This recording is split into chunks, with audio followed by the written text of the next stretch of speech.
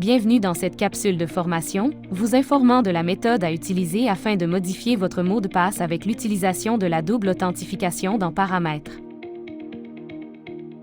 Lors de votre première connexion, il se peut que suite à l'entrée de votre adresse courriel et mot de passe, vous ayez un message à l'écran vous avisant que votre mot de passe est erroné, après avoir cliqué sur le bouton « Se connecter ». Il vous faudra alors aller cliquer sur le lien « Mot de passe oublié » à droite de l'écran. Dans ce nouvel écran, il vous faut inscrire l'adresse courriel valide, utilisée lorsque vous vous connectez à Paramètres, puis cliquez sur le bouton « Envoyer le code de vérification ». Un code de sécurité vous sera envoyé par courriel à l'adresse indiquée. Il est à noter que cette opération peut prendre quelques minutes. Une fois le code reçu, vous pouvez le copier puis le coller dans le champ « Code de vérification ». Pour terminer, cliquez sur le bouton « Vérifier le code ».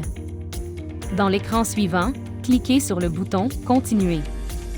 Inscrire votre nouveau mot de passe dans le champ du haut, puis le réécrire dans le champ du bas, afin de le confirmer. Si votre mot de passe ne correspond pas aux critères, les règles à suivre seront indiquées en rouge dans l'écran. Vous pouvez réutiliser le même mot de passe que celui que vous aviez auparavant. Pour terminer la modification, cliquez sur le bouton « Continuer ». Vous devrez ensuite choisir votre méthode privilégiée de réception de votre code de vérification, qui deviendra donc celle qui sera utilisée par défaut par Paramètres, pour vous envoyer le code.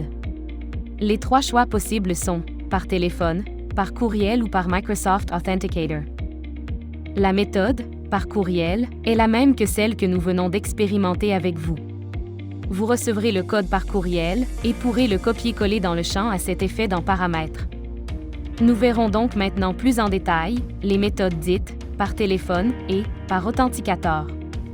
Une fois votre choix fait, cliquez sur le bouton « Continuer ».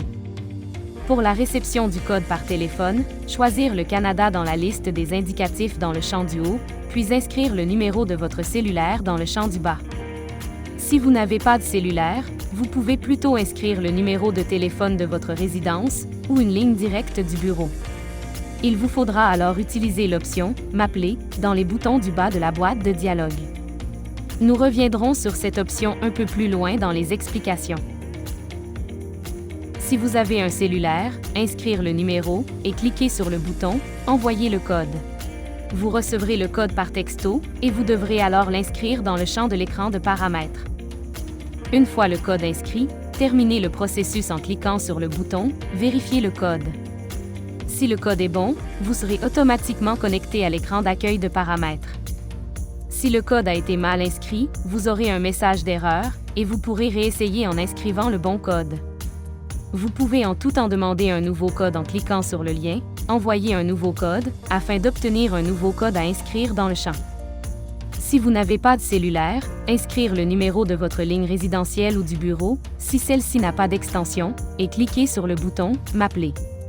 Votre téléphone sonnera et une voix robot vous demandera de confirmer votre demande d'accès en appuyant sur le dièse de votre téléphone. Si vous préférez utiliser la méthode par Microsoft Authenticator, il vous faudra au préalable télécharger l'application mobile sur les magasins en ligne App Store ou Play Store, selon la marque de votre téléphone cellulaire. Une fois l'application installée, ajoutez un compte dans Microsoft Authenticator en choisissant un compte professionnel ou scolaire et cliquez sur « Analyser le code QR ».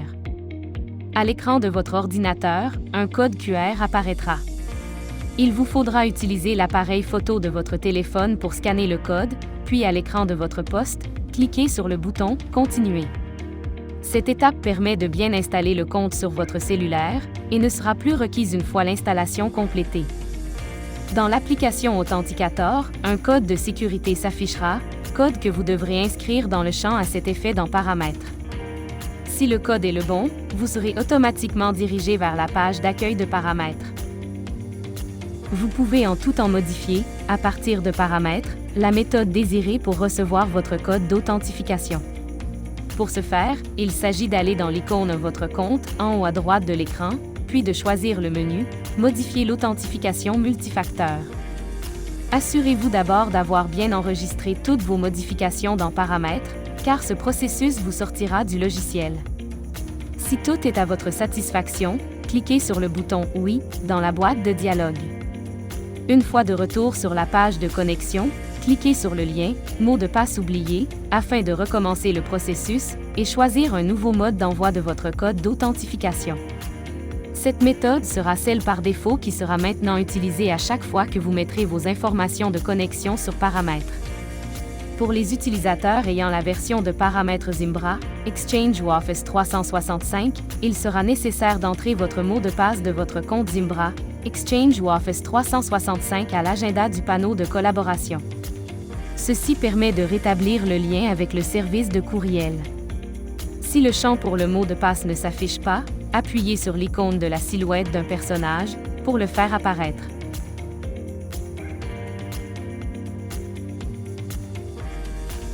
Merci de votre écoute.